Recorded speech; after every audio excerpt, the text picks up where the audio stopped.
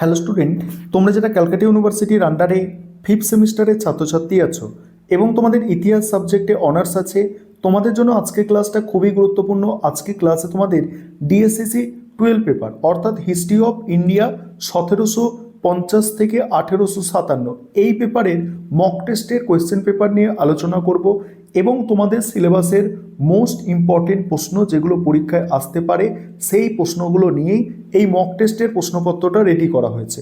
এবং তোমরা যারা ইংলিশ ভার্সনের স্টুডেন্ট আছো তোমরাও আজকে ক্লাসটা দেখো, কারণ মক টেস্টের প্রশ্নপত্রটা তোমরা ইংলিশেও পেয়ে যাবে।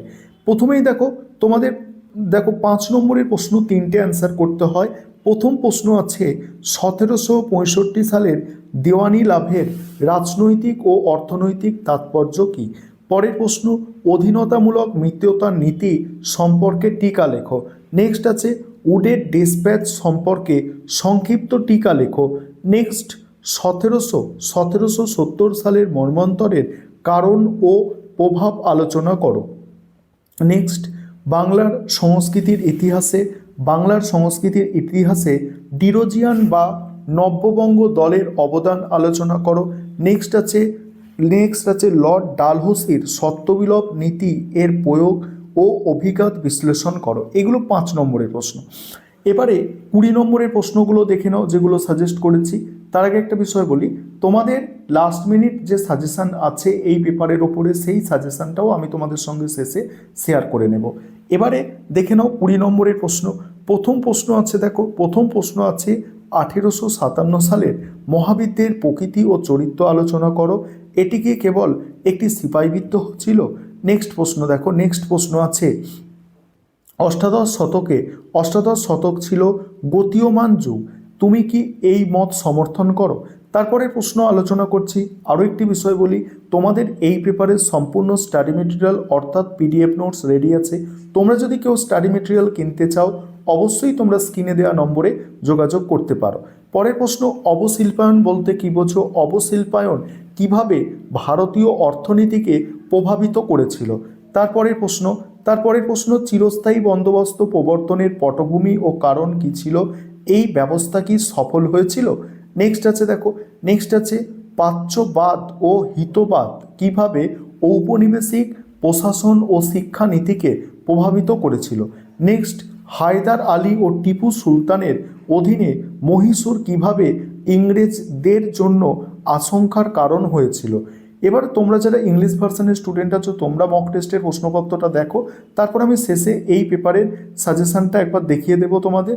এবং আমাদের ইংলিশ ভার্সনেও স্টাডি মেটেরিয়াল রেডি আছে, তোমরা চাইলে ইংলিশ ভার্সনেও স্টাডি মেটেরিয়াল পারচেস করতে পারো। এবারে তোমরা সাজেশানটা দেখো। এবারে তোমরা শেষ মুহূর্তে সাজেশানটা একবার দেখে নাও। 20 নম্বরের প্রশ্ন যেগুলো তোমাদের সাজেস্ট করা আছে 1857 সালে মহাবিদ্যের প্রকৃতি চরিত্র, এটা মক টেস্টের প্রশ্নে ছিল। এখানে 2 নম্বর প্রশ্নটাও তোমরা মক টেস্টের প্রশ্নপত্রের মধ্যে পেয়েছো।